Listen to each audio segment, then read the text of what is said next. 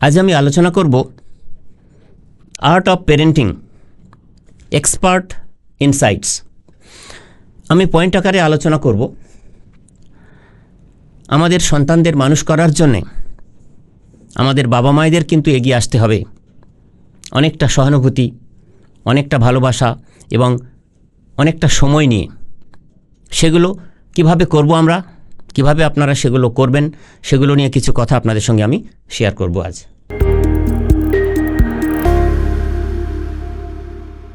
কথা বলছি art of parenting expert insights. দেখুন, সন্তান মানুষ করতে গেলে অনেক ধৈর্য লাগে, সে তো আপনারা বুঝছেন, করছেনও আপনারা, সচেতন যারা কনসাস অভিভাবক তারা তো করছেন এটা।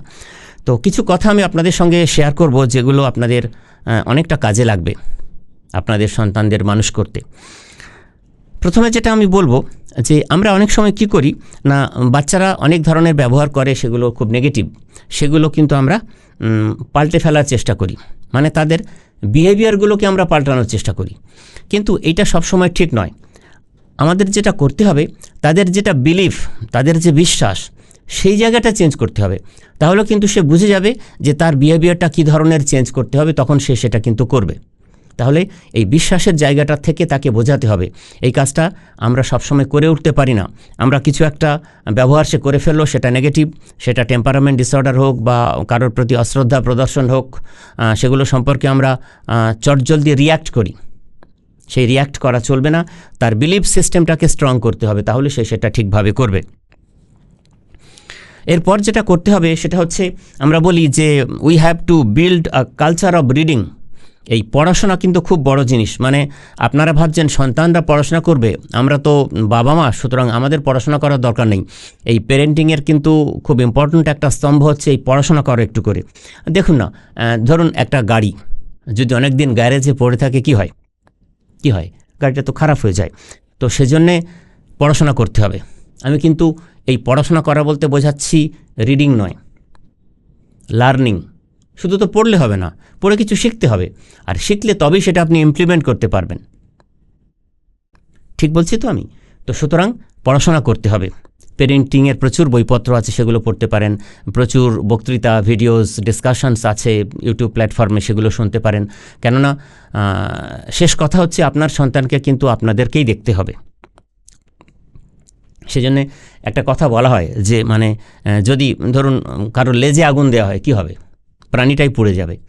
আর সেই আগুন, বার্নিং ডেজায়ার যদি মাথার মধ্যে ভরে দেওয়া যায়, তাহলে জীবন সার্থক হতে পারে। তো সেটা যদি আপনার মধ্যে আপনি চর্চা করেন, স্বাভাবিকভাবে সেটা আপনার সন্তানের মধ্যে কিন্তু সঞ্চারিত হয়ে যাবে। কাজটা শুরু করতে হবে আপনাকেই। আরও যেটা ঘটবে, আপনাকে যদি সারাদিনের মধ্যে সোশ্যাল মিডিয়ায় বুঁদ হতে না দেখে, আপনার সন্তান যদি দেখে অবসর সময়ে বাবা মা বই পড়ছেন, তাহলে তার মধ্যেও পড়াশোনা করার স্পৃহা অনেক বেশি বাড়বে, তার জীবনে অনেক বেশি সাফল্য আসবে, তার শিক্ষা জীবনে। এরপর আমি বলবো খুব ইম্পর্ট্যান্ট একটা কথা, যে আমাদের যেটা করতে হবে, আমাদের পড়তে হবে কী জিনিস? Stories of growth mindset. মানে কি? পড়ার জন্যই শুধু পড়লে তো হবে না, গ্রোথ মাইন্ডসেট, যাতে আমাদের উন্নতি হবে। তো সেটা যদি আমরা করি, আমাদের উন্নতির চিন্তা, তাহলে ভাবনা চিন্তা উন্নতির দিকে হবে, এবং সেটাই আমাদের সন্তানদের মধ্যেও সঞ্চারিত হবে যখন আমরা তাদের সঙ্গে কথাবার্তা বলবো। আপনারা অনেকেই আছেন যে অবসর বিনোদনের জন্য ওয়েব সিরিজ দেখছেন, নেটফ্লিক্সে পড়ে আছেন। সেটা কিন্তু ঠিক নয়। আমাদের সন্তানরা কিন্তু সেগুলোই শিখবে। উল্টে আপনি কি করবেন? সন্তানকে শেখাতে গেলে সেই একই কাজ আপনাকে করতে হবে। আপনি সন্তানের কাছে সততা চাইছেন, আপনাকে আগে সৎ হতে হবে। আপনি সন্তানকে হার্ড ওয়ার্কিং দেখতে চাইছেন, আপনাকে হার্ড ওয়ার্কিং হতে হবে। ও তো যা দেখবে তাই শিখবে। তো এই যে ওয়েব সিরিজ, এইখানে না থেকে আপনি বায়োগ্রাফি পড়ুন, বিভিন্ন বায়োপিক পড়ুন, বায়োপিক দেখুন। অনেক সিনেমা আছে, মেরি কম, আপনার চক দে ইন্ডিয়া, জানেন তো কত পাওয়ারফুল এগুলো গ্রোথ মাইন্ডসেটের সব কন্টেন্ট, এগুলো দেখুন। এরপর আমি একটা কথা বলবো, সেটা খুব ইম্পর্ট্যান্ট। আমি বলি যে কম্পালসারি ডিভাইস ফ্রি টাইম। কীরকম না, সারাদিন তো আপনি বাইরে কাজ করছেন, সব করেছেন, তো রাত্রিবেলায় মূলত ডিনার টেবিলে বাড়ির সবাই একসাথে বসে খাওয়া দাওয়া করবেন, তখন কিন্তু কোনো মোবাইল ইউজ করা চলবে না, কেউই করবেন না, বাবা মা সন্তান কেউ করবেন না। আমি তো আরেকটু আগিয়ে গিয়ে বলবো যে এই যে বলছি যে শুধুমাত্র ডিনার টাইমে ডিভাইস ফ্রি টাইম, আমি তো বলবো যে যে কোনো সময় লাঞ্চ টাইমেও তাই করুন, ব্রেকফাস্টের টাইমেও করুন, একসাথে যখন খেতে বসছেন, মোট কথা ডাইনিং টাইমে আমরা মোবাইল ইউজ করব না কেউ। এটা যদি ফ্যামিলিতে রুল করতে পারেন সেটাও অনেক বেশি কার্যকরী হবে আপনার সন্তানের জন্যে, আপনার জন্যেও। এরপর একটা কথা আমি বলতে চাই, আমি এভাবে খুব সংক্ষেপে বোঝানোর জন্য কথাগুলো বলছি, সেটা হচ্ছে এই সকালবেলাটা খুব ইম্পর্ট্যান্ট, এটা খুব কেয়ারিং টাইম, ঠিক নয়? সকালবেলাটা কিন্তু খুব ইম্পর্ট্যান্ট। আমরা অনেক কিছু নেগেটিভ লেভেলিং আমাদের সন্তানদের উপরে সেঁটে দিই। কীরকম না, ঘুম থেকে হয়তো ছেলে বা মেয়ে একটু উঠতে দেরি করেছে, তাকে কি না কি শুনিয়ে দিচ্ছি আমরা, লাট সাহেবের বাচ্চা, ঘুম থেকে ওঠার নাম নেই, এই তো পড়াশোনার ছিরি, এ কত নেগেটিভ ভাষা, নেগেটিভ লেভেলিং আমরা মেরে দিই। এগুলো একেবারেই ঠিক নয়। সকালটা কিন্তু এমনি আরও ভোরবেলা টাইমটা তো ব্রহ্ম মুহূর্ত বলা হয়, আপনারা জানেন। তো সকালের সময়টা কিন্তু খুব কেয়ারিং টাইম, খুব মানে কোনো ডিসরেসপেক্টফুল ওয়ার্ড সন্তানের সঙ্গে বলবেন না, সন্তানকে বলবেন না। সেটা সারাদিন তাদেরকে ডিস্ট্র্যাক্ট করে রাখবে, তাদের কনসেন্ট্রেশন ডেফিসিট হবে, আপনাদের প্রতি আস্তে আস্তে দূরত্ব তৈরি হবে, অশ্রদ্ধা তৈরি হবে, এবং অ্যাকর্ডিংলি তারা কিন্তু বিহেভিয়ার খারাপ করতে শুরু করবে আপনাদের সাথে। সেটারই রিফ্লেকশন স্কুলে গিয়েও ঘটবে, সেখানেও দেখবেন খারাপ ব্যবহার করছে, আপনি কমপ্লেন পাবেন কদিন পরে। তাহলে এই সকালবেলায় ব্যবহারটা কিন্তু খুব ইম্পর্ট্যান্ট। এরপর বলবো, আমরা কিছু হলেই কিন্তু বাচ্চাদের গায়ে হাত তুলি। এই যে নেগেটিভ পানিশমেন্ট, এটা একদমই দেওয়া চলবে না। সবসময় you have to give positive punishment. কীরকম পজিটিভ পানিশমেন্ট? ধরুন ঘর নোংরা করেছে আপনার সন্তান, তো আপনি দেখলেন, দেখে রেগে টেগে গিয়ে 4টে কথা শুনিয়ে দিয়ে 2টো থাপ্পড়ও মেরে দিলেন, রিয়াক্ট করে বসলেন। এই যে নেগেটিভ পানিশমেন্ট, এটা কিন্তু চলবে না, এটা একেবারেই ঠিক নয়। তাহলে পজিটিভ পানিশমেন্ট আপনি কিভাবে দেবেন? না, সে তো ঘর অপরিষ্কার করেছে, ধরুন তার পড়ার ঘরটাই অপরিষ্কার করেছে, তাহলে তাকে বলুন, এটা বাড়িতে রুল করে রাখুন যে তুমি যদি ঘর অপরিষ্কার করো তাহলে গোটা বাড়িটা সেদিন তোমাকে পরিষ্কার পরিচ্ছন্ন করতে হবে। থাপ্পড় মেরে কিন্তু সমাধান হবে না। এই নেগেটিভ পানিশমেন্ট খুবই নেতিবাচক প্রভাব ফেলে সন্তান সন্ততিদের মনোজগতে। এটা করবেন না। এর থেকে ওর আস্তে আস্তে টেনশানে পড়বে, স্ট্রেস হবে, আর স্ট্রেস টেনশন হলে তো বলছেন পড়াশোনার প্রচণ্ড ক্ষতি হবে। এটা কিন্তু করবেন না। এরপর আমি বলবো যে একটা কথা, যে আমরা বলি না যে আপনি যদি পেট্রোল গাড়িতে ডিজেল ভরেন কি হবে? ইঞ্জিন সিজ হয়ে যাবে। তাহলে আপনার সন্তান কোন কোয়ালিটির, কেন আনরিয়ালিস্টিক এক্সপেকটেশনস কিন্তু করা চলবে না। অমুককে রিক্সাওয়ালা, তার ছেলে এই করেছে, তার ছেলে স্কুলে ফার্স্ট হচ্ছে, তোমাদের সব দেওয়া হচ্ছে, তোমরা পারছো না, এই ভাষাগুলো বলা চলবে না। প্রত্যেকটি বাচ্চা ইউনিক, সবাই অমৃতের সন্তান। তো তার মধ্যে আলাদা কোনো গুণ আছে, সে হয়তো পড়াশোনায় ততটা ভালো নয়, তো সেজন্য কখনও ওরকমভাবে লেভেল এঁটে দেবেন না কোনো বাচ্চাদের, আপনার সন্তানকে, তোর দ্বারা এটা হবে না, তুই এটা পারিস না, এরকম কখনো বলা চলবে না। সে তার মতো করে তার ছন্দে বড় হোক, এবং যদি এনকারেজ করতে পারেন তাহলে দেখবেন একটা হয়তো অতটা ক্যাপাসিটি তার ছিল না, কিন্তু আস্তে আস্তে সে সেটা অ্যাডপ্ট করে অনেক বেশি অ্যাচিভ করতে থাকবে কালক্রমে। এগুলো ভাবতে হবে আমাদের। কিছু কিছু ব্যাপার এরপরে যেটা বলবো সেটা হচ্ছে, বাড়িতে যদি আপনারা একটা রুল করে রাখেন তাহলে সে বাচ্চা মনে করবে যে হ্যাঁ ঠিক আছে, এই রুলের মধ্যেই আমাকে থাকতে হবে। কীরকম হতে পারে? ধরুন আমরা তো জানি যে ফাস্ট ফুড, এই যে প্রসেসড ফুড, জাঙ্ক ফুড খাওয়া খারাপ, সত্যি না খেলেই ভালো, একেবারে ভালো, কিন্তু ধরুন মাঝে মধ্যে ইচ্ছে করে যে একদিন একটু পিৎজা খাবো বা একটু কিছু খাবো, হতেই পারে। তো এরকম একটা প্ল্যান করুন যে ধরুন যদি খেতেই হয় জাঙ্ক ফুড, তাহলে আমরা শুধুমাত্র রবিবার খাবো। তাহলে আপনার সন্তান কিন্তু অন্য যে কোনো দিন আপনি যখন অফিস থেকে ফিরবেন আপনাকে ফোন করে বলবে না বাবা আমার জন্য বিরিয়ানি এনো, আমার জন্য পিৎজা এনো, কিন্তু বলবে না। সে জানে যে আমার বাড়ির রুল হচ্ছে যে আমরা যদি খাই সেটা রবিবারই খাবো। তাহলে এই যে ডিসিপ্লিনের মধ্যে থাকবে কিন্তু সেটা। বা ধরুন বাড়িতে 3-4টে ঘর আছে, এক ঘর থেকে আরেক ঘরে যেতে গেলে দরজা নক করে ঢুকতে হবে। এরকম অনেক কিছু, মানে বাড়িতে ফ্যামিলি কিছু রুলস করে রাখুন যেগুলো বড়রাও মানবেন, ছোটরাও মানবেন। ডিসিপ্লিন কিন্তু এভাবেই প্র্যাকটিস করা যায়, সেগুলো আপনারা প্রত্যেকে নিজের মতন করে বানিয়ে নিতে পারবেন। আরেকটা জিনিস এই প্রসঙ্গে বলি, যেটাকে আমরা বলি SSS ফর্মুলা। এটা ফলো করলে কিন্তু সন্তানের পড়াশোনা খুব ভালো হবে। কেননা একটা ডিসিপ্লিনের মধ্যে রাখতে কীভাবে হবে, এই SSS, এই 3টের S মানে হচ্ছে, ফার্স্ট S হচ্ছে স্টাডি, সেকেন্ড S হচ্ছে স্পোর্টস, আর থার্ড S হচ্ছে স্ক্রিন টাইম, স্ক্রিন।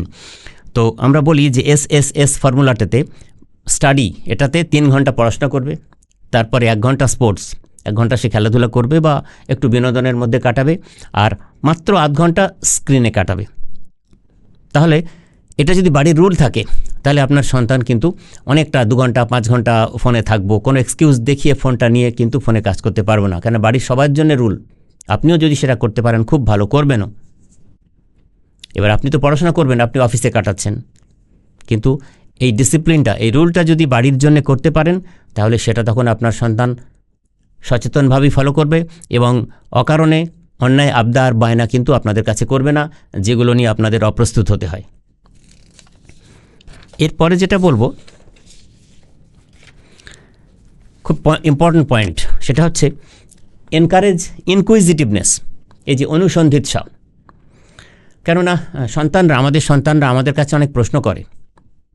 এবার আমরা কি করি, ধরুন প্রশ্নটা আপনার ধরুন মনোমত হলো না, পছন্দের হলো না, আপনি কি বলছেন যে কী সব ফালতু প্রশ্ন করছো। ব্যাপারটা কি তাই? কোনো প্রশ্নই তো ফালতু নয়, প্রশ্ন কখনো ফালতু হয় না। প্রশ্ন আপনি উত্তর দিতে জানেন না, আপনার কাছে উত্তরটা নেই বলে আপনি ওটাকে ফালতু বলে অ্যাভয়েড করার চেষ্টা করছেন, করার দরকার নেই। আপনি তাকে খুব স্পোর্টিংলি বলুন যে ঠিক আছে বাবা, এটার উত্তর আমি জানি না, আমি পড়াশোনা করে জেনে কালকে তোমাকে আমি এর উত্তর দেব। খুব সিম্পল, সব কিছুই সহজভাবে নেবেন। এই যে তাদের যে ইনকুইজিটিভনেস, অনুসন্ধিৎসা, জানার আগ্রহ, সেটাকে সবসময় এনকারেজ করবেন। স্কুল কলেজের পড়াশোনার বাইরে আরও যে এক্সট্রা কারিকুলার অ্যাক্টিভিটিস রিলেটেড পড়াশোনা, সেগুলোতে এনকারেজ করবেন। তবে তাদের জ্ঞান অনেক বেশি সমৃদ্ধ হবে তারা, কেননা আজকালকার জীবনে শুধু পুঁথিগত বিদ্যা দিয়ে কিন্তু জীবনে সাফল্য অর্জন করা যাবে না। পারিপার্শ্বিকভাবে, সার্বিকভাবে লাইফ ম্যানেজমেন্ট, লাইফকে ম্যানেজ করতে গেলে আরও অনেক জ্ঞান দরকার, সেগুলোও কিন্তু অর্জন করতে হবে এই পাশাপাশি স্কুল জীবন থেকে। ইন্টারপার্সোনাল স্কিলস ডেভেলপ করতে হবে, কমিউনিকেশন স্কিলস ডেভেলপ করতে হবে, মানুষকে নিয়ে চলতে শিখতে হবে, অনেক কিছু ব্যাপার আছে। সেগুলো আপনারা যদি পালন করেন তাহলে দেখে দেখে আপনার সন্তান এমনি শিখে যাবে। কাজটা খুব সোজা। এবার যেটা আমি বলবো, এই যে আর্ট অফ প্যারেন্টিং, এখানে আমরা প্যারেন্টিংয়ের অনেকগুলো স্টাইল তো জানি, আপনারা শোনেন অনেকে। একটাকে আমরা বলি যে নেগলেক্টফুল প্যারেন্টিং। মানে কীরকম হয়, আপনারা অনেকেই আছেন কিছুই খেয়াল রাখছেন না, যা করছে কিছুই খেয়াল রাখছেন। এটা করলে কি হবে? খুব তাড়াতাড়ি বিপদ চলে আসবে। কেননা আপনি বাবা মা, আপনারা যদি নেগলেক্টফুল মোডে থাকেন তাহলে কিন্তু পাশের বাড়ির কাকিমা, পাড়ার জেঠু বা এই ফেসবুক, ইনস্টাগ্রাম, এরা কিন্তু আপনার সন্তানের বাবা মা হয়ে বসে থাকবে। সুতরাং খুব সাবধান, এগুলো খেয়াল রাখতে হবে। এরপরে হচ্ছে পারমিসিভ প্যারেন্টিং। কীরকম না, ঠিক আছে যা করছে মেনে নিচ্ছেন, মানে ছেলের কথায় সায় দিচ্ছেন, তার মতন করে আচ্ছা ঠিক আছে যা বলছে মেনে নিচ্ছেন। এটাও কিন্তু খুব ভালো প্যারেন্টিং নয়। অনেকেই দেখবেন এই মোডে থাকেন, এগুলো ঠিক নয়। আর একটা হয় অথরিটারিয়ান প্যারেন্টিং, এটা আরও খারাপ। মানে আপনি যা বলছেন সব ঠিক, আপনি সব কিছুই আপনার সন্তানের উপরে চাপিয়ে দিচ্ছেন। সে হয়তো ভোরবেলা তার পড়তে ভালো লাগে না, তার পড়া মনে থাকে না, তার ঘুম পায়, তো আপনি তাকে ঘড়ি অ্যালার্ম দিয়ে ভোর 4টে তুলে দিচ্ছেন, না ভোরেই পড়তে হবে, ভোরেই নাকি পড়াশোনা ভালো হয়। এরকমটা ব্যাপার নয়, এটা প্রত্যেকের জন্য আলাদা। সে যদি বলে যে সন্ধ্যেবেলা তার পড়তে ভালো লাগে বা একটু রাতের দিকে ভালো লাগে, তাকে সেই সুযোগই করে দেবেন, সেরকম পরিবেশ বাড়িতে করে দেবেন।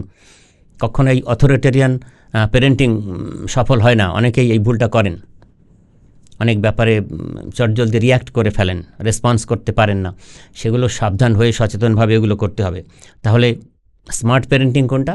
সেটা হচ্ছে ডেমোক্রেটিক প্যারেন্টিং বলা হয়। মানে আপনি আপনার মতন করে সন্তানকে যত্ন নেবেন এবং বাচ্চারা যা বলছে, সন্তান যা বলছে সেটাও মন দিয়ে শুনবেন। শুনে এই যে ডেমোক্রেটিক, মানে এমন একটা সিদ্ধান্ত নেবেন যেটা আপনার জন্য ভালো, তার জন্য ভালো, সার্বিক ফ্যামিলির বিকাশের জন্য ভালো। সেটাই হচ্ছে ডেমোক্রেটিক প্যারেন্টিং। তো এতক্ষণ যে কথাগুলো আমি বললাম সেগুলো সবই ডেমোক্রেটিক প্যারেন্টিংয়ের আন্ডারে পড়ে। আর একটা জিনিস যেটা করতে হবে সন্তানদের জন্যে, পয়েন্টটার নাম হচ্ছে চ্যানেলাইজ ইয়োর ডোপামিন রাশ। আপনারা তো জানেন যে এই যে আমাদের মন ভালো রাখা, হ্যাপিনেস, এগুলোর জন্য 4টে নিউরো ট্রান্সমিটার দায়ী। ডোপামিন, সেরোটোনিন তো আছেই, সঙ্গে এন্ডরফিন আর অক্সিটোসিন। তো এন্ডরফিন হচ্ছে আমাদের নিজের সাথে নিজে যখন আমরা খুব আনন্দ পাই, নিজেকে নিয়ে নিজের কাজ করে, তখন সেটার তখন যেটা সিক্রেশন হয় সেটা এন্ডরফিন। আর অন্যের সঙ্গে কথা বলে বা প্রকৃতি অন্য কিছুর মাধ্যমে যে আমরা আনন্দ পাই সেটা তখন কিন্তু অক্সিটোসিনের সিক্রেশন হয়। আর সেরোটোনিন হচ্ছে কিন্তু আমাদের ব্যালেন্স রাখে। আর ডোপামিন এ ভয়ানক জিনিস, এ খুব সহজেই স্যাটিসফ্যাকশান চায়, এ সবসময় কিন্তু আনন্দ চায়, এ প্লেজার হরমোন। তো সেই জন্যে হাই ডোপামিন অ্যাক্টিভিটিগুলো আমরা করতে চাই, আমাদের সন্তানরা করতে চায় বলে তারা এই মোবাইল অ্যাডিকশানে পড়ে। তো সেজন্যে সেই ডোপামিনটাকে চ্যানেলাইজ করতে হবে। সেজন্যে ফাস্টিং মানে ইন্টারনেট ফাস্টিং করতে হবে। সপ্তাহের কোনো দিন মোবাইল ইউজ করাই চলবে না। ছোট ছেলেমেয়েদের সোশ্যাল মিডিয়া প্ল্যাটফর্মে থাকারই প্রয়োজন নেই। এইগুলো নিজেদের মতো করে আপনাদের বুঝে নিয়ে আপনাদেরও সচেতন হয়ে ততটা পালন করতে হবে এবং সন্তানকেও সেটা শেখাতে হবে। এই প্রসঙ্গ আমি শেষ করব একটা দারুণ কথা বলে, যেটা হচ্ছে যে টিচ ইউর কিডস বাজেটিং। টাকা পয়সা কিন্তু জীবনে খুব ইম্পর্ট্যান্ট। আপনি এখন রোজগার করছেন, কিন্তু ছোট থেকে আপনার সন্তানকে যদি আপনি মানি ম্যানেজমেন্ট শেখান, তাহলে কিন্তু সে অপচয় করবে না। অপচয়, এই যে আমরা সময় অপচয় করি বলে আমাদের জীবন ব্যর্থ হয়ে যায়। Time wasted is everything wasted. তেমনি মানিও ইম্পর্ট্যান্ট। মানি তো আর্ন করতে হয়, হার্ড আর্ন মানি। তাহলে ছোট থেকে যদি সন্তানকে সেটা শেখান আপনি কীরকম একটা কাজ করতে পারেন। ধরুন একটা পিগি ব্যাংক তার জন্য কিনে দিলেন এবং সেখানে আপনি কয়েকটা কাগজ কেটে সেখানে 1, 2, 5, 10, 20, 25 এরকম কিছু পয়েন্ট করে রাখলেন। কি করতে পারেন আপনি না, ধরুন আপনার সন্তান কোনো একটা ছোট্ট অন্যায়, ধরুন 2 ভাই বোন, ধরুন বোনের সাথে খুব ঝগড়া করলো, তাহলে ওর 2 পয়েন্ট কাটা যাবে। তাহলে দুটো পয়েন্ট লেখা আছে, সেটা ওই বাক্সে ফেলে রাখলেন ওই পিগি ব্যাংকে। হ্যাঁ, মানে ওইটা ওর পানিশমেন্ট। বা ধরুন গায়ে হাত তুলেছে ছোটো বোনের, তাহলে 10 পয়েন্ট কাটা গেল। বা বাড়ি নোংরা করেছে, 5 পয়েন্ট কাটা গেল। মানে এরকম নিজেদের মতন করে একটা স্ট্র্যাটেজি তৈরি করবেন। তাতে সব মিলিয়ে সারা মাসের শেষে দেখবেন যে সে কী নেগেটিভ কাজ করেছে। এবং আবার হ্যাঁ, এমনও করতে পারেন, আরেকটা বাক্স রাখতে পারেন যেখানে রিওয়ার্ড দিতে পারেন। মানে সে যদি ভালো কাজ করে, মানে সারাদিন সকালবেলা 3 ঘন্টা, ছুটির দিন 3 ঘন্টা একটানা পড়াশোনা করেছে, সবটাই ঠিকঠাক করেছে, সারাদিন মোবাইল দেখেছে মাত্র আধ ঘন্টা, মানে ভালো কাজগুলো রিওয়ার্ড, নেগেটিভগুলো ওইভাবে করে যদি একটা প্ল্যানিং করেন, তাহলে কিন্তু সে বুঝবে যে হ্যাঁ, ভালো কাজ করলে রিওয়ার্ড পাওয়া যায়। এবং ওই যে সঙ্গে সঙ্গে আমার সন্তান, অনেকে বলেন না যে আমার জীবনে অনেক কিছু হলো না, আমি যা ছেলে চাইবে মেয়ে চাইবে তাই দেব। এটা কিন্তু ঠিক নয় কখনো। ইনস্ট্যান্ট গ্র্যাটিফিকেশনের মধ্যে ওদেরকে ফেললে বড় হয়ে কিন্তু তারা আরও সেটা চাইবে, আর তখন সেটা পাবে না। তখন কিন্তু ভয়ঙ্কর অবস্থা তৈরি হবে ফ্যামিলিতে আপনার সাথে। শেষ করব প্রসঙ্গ এই বলে, দেখবেন আমরা অনেক কিছু না কপি পেস্ট করার চেষ্টা করি। কিছু প্যারেন্টিং স্টাইলস শুনে বা অন্য কাউকে দেখে তার মতন কপি করার চেষ্টা করি। এই কপি করে কিন্তু সবসময় ঠিকঠাক হয় না। আমি একটা গল্প বলি, সেটা বুঝতে সুবিধা হবে। একবার তখন আমেরিকার প্রেসিডেন্ট বারাক ওবামা, তো তিনি জাপান ভিজিটে এসছেন। তো সাধারণভাবে জাপানের প্রধানমন্ত্রী, উনি ততটা ইংরেজিতে সরগর নন। তো এটা জাস্ট একটা গল্প। তো এখন জাপানের প্রধানমন্ত্রী এবং আমেরিকান প্রেসিডেন্ট যখন মিটিং হবে, তখন তো ইন্টারন্যাশনাল মিডিয়া থাকবে, সবই থাকবে। তো প্রধানমন্ত্রী বলছেন যে আমি ওনাকে মানে অ্যাকসেপ্ট করব কিভাবে, তো একটু আমাকে শিখিয়ে দাও ইংলিশগুলো। তো ওদের দেশে যারা ইন্টারপ্রেটার ছিল তারা বলল যে স্যার, যখন উনি বলবেন যে আসবেন আপনার সঙ্গে মিট করতে, তখন বলবেন যে হাউ আর ইউ। তো উনি তখন উত্তরে বলবেন যে I am fine, how are you. তখন আপনি বলবেন মি টু। তো এই দুটো, আর তারপরে তো ইন্টারপ্রেটাররা থাকবে, দোভাষীরা থাকবে, তখন তো কথাবার্তা হতেই থাকবে। ওনাকে এটা ভালো করে প্র্যাকটিস করানো হয়েছে। এবার যথারীতি বারাক ওবামা এসছেন সস্ত্রীক তাদের ডেলিগেটস নিয়ে। তো একদম সামনাসামনি দেখা যখন হয়েছে, বলেছেন, এবারে উনি তো সেই কপি মানে মুখস্থ করেছে ওনাকে দিয়ে, সব গুলিয়ে গেছে, ইংরেজিটাতে সরগর নন। এখন ওনাকে সামনে দেখেই, বারাক ওবামাকে সামনে দেখেই জাপানের প্রধানমন্ত্রী বলছেন হু আর ইউ। ব্যাস, মানে প্রথমে তো থতমত খেয়ে গেছেন ওবামা, বুঝতে পারেননি। তারপরে উনি খুব উইট অ্যান্ড হিউমার সম্পন্ন মানুষ, তো উনি ব্যাপারটা বুঝে নিয়ে, সামলে নিয়ে, উনি তখন নিচে একটা চেয়ারে, ওখানে অনেকেই ডেলিগেটস বসেছিলেন, সেখানে মিশেল ওবামা বসেছিলেন। তো তার দিকে দেখে বলল যে আই অ্যাম মিশেল ওবামাজ হাজব্যান্ড। তখন জাপানের প্রধানমন্ত্রী বলছেন মি টু। তো বুঝতে পারছেন, এটা জাস্ট একটা গল্প। তো এই যে মানে কোনো দিন কপি পেস্ট করে কিন্তু কিছু হয় না, মুখস্থ করে কিছু হয় না। আপনার সন্তান, আপনার ফ্যামিলি কালচার, হ্যাঁ, আপনার ট্র্যাডিশান, সব কিছুকে সামলে রেখে এবং মূল্যবোধের যে স্তরগুলোকে আপনারা চিন্তা করেন সেগুলোকে সামনে রেখে আপনাদের ভাবনা চিন্তা কাজকর্ম অ্যাক্টিভিটিসগুলো করতে হবে, যা দেখে কিন্তু আপনার সন্তান বড় হবে এবং মূল্যবোধ সমৃদ্ধ একজন মানুষ হিসেবে গড়ে উঠবে এবং অবশ্যই পড়াশোনায় শিক্ষা জীবনে সাফল্য অর্জন করবে। Art of parenting expert opinions যেগুলো বললাম সেগুলো আশা করি আপনাদের অনেকটা কাজে লাগবে। ধন্যবাদ আপনাদের সবাইকে।